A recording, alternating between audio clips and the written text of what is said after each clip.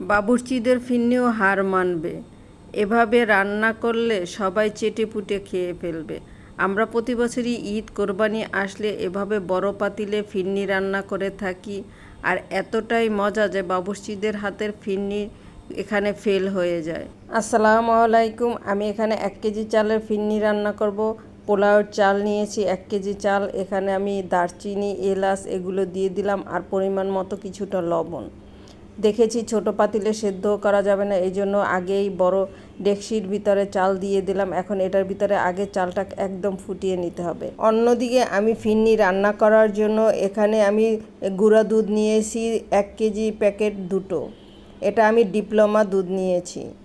আর কিশমিশ বাদাম সব রেডি করে রাখলাম। এখানে আমি দুধের সাথে আগে কিছুটা পরিমাণে চিনি মিশিয়ে নেব, যাতে গুঁড়া দুধটা দলা পেকে না যায়।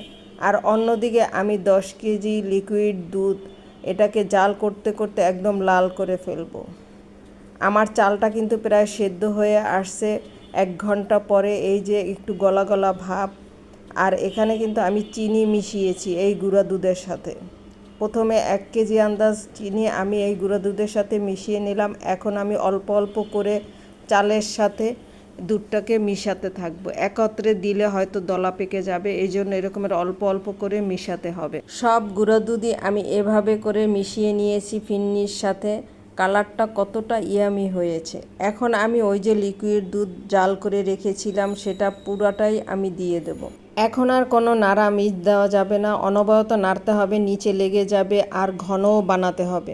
এই কাজটা অনেকক্ষণ বসে করতে হবে। যত বেশি নাড়তে থাকবেন ফিরনির টেস্টটা কিন্তু তত বাড়তে থাকবে। আমার প্রায় এখানে ফিরনিটা রান্না করতে প্রায় 3 ঘন্টা সময় লেগেছে। এখন উঠানোর আগে আমি একদম খাঁটি গাওয়া ঘি 250 গ্রাম দিয়ে দিলাম। দিয়েও এখন অনেকক্ষণ নাড়তে হবে। মাঝখানে কিন্তু আমি 250 গ্রামের মতো কিশমিশ আর 250 গ্রাম চীনাবাদাম ছিল, সেটা দিয়ে দিয়েছি। এটা স্কিপ হয়ে গিয়েছে। ফিরনি রান্না শেষ। চুলা অফ করে দেওয়ার পরে উপরে এরকমের একটা সর পড়েছিল।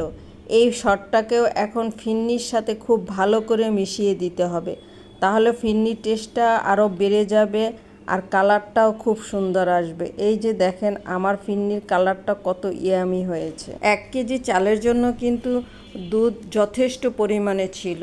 আর ফিরনিতে একটু দুধ বেশি দিলে স্বাদটাও বেড়ে যায়।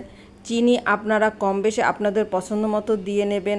আমার এখানে 1.5 কেজির মতো চিনি লেগেছিল, একদম পারফেক্ট চিনি মিষ্টি হয়েছিল আর কি। আর এখন ফিরনিগুলোকে আমি এভাবে বড় বড় বক্সে করে উঠিয়ে রাখলাম। এক একটা বক্স শেষ হবে আর এক একটা বের করব। আগামী দিন ঈদে এই ফিরনি সবই চলে যাবে, কেননা সবাই এই ফিরনির পাগল। বাবুর্চিদের ফিরনি এইসব ফিরনির কাছে হার মানবে। আর এতগুলো তো ফিরনি এরকমের বাদাম কিশমিশ দিয়ে সাজানো সম্ভব না। আপনাদের দেখানোর জন্য আমি একটা বাটিতে কিছু বাদাম আর কিশমিশ উপরে দিয়ে কাছ থেকে দেখিয়ে দিচ্ছি যে ফিরনির কালারটা কতটা ইয়ামি হয়েছে। আর স্বাদের কথা কি বলবো। ভাবলাম এই বড় ডেকচিতে ফিরনি রান্না করতে অনেকেই ভয় পায়, তাই আপনাদের সাথে একটু শেয়ার করি। এটা খুবই সহজ রান্না করা, শুধু একটু নাড়াচাড়া করলেই হয় বারবার। মেন যে পয়েন্টগুলো এগুলোই আমি তুলে ধরেছি। এমনি যদি এই ফিরনির প্রথম থেকে শেষ পর্যন্ত ভিডিও করতাম তাহলে ভিডিও অনেক বড় হয়ে যেত, আধা ঘন্টারও বেশি। তাই আপনাদের সাথে এভাবেই শেয়ার করলাম। কেমন লাগলো আজকের ফিরনি রান্না ভিডিও? সবাই ভালো থাকবেন। ফিরছে আবার কোনো নতুন রেসিপি নিয়ে। আল্লাহ হাফেজ।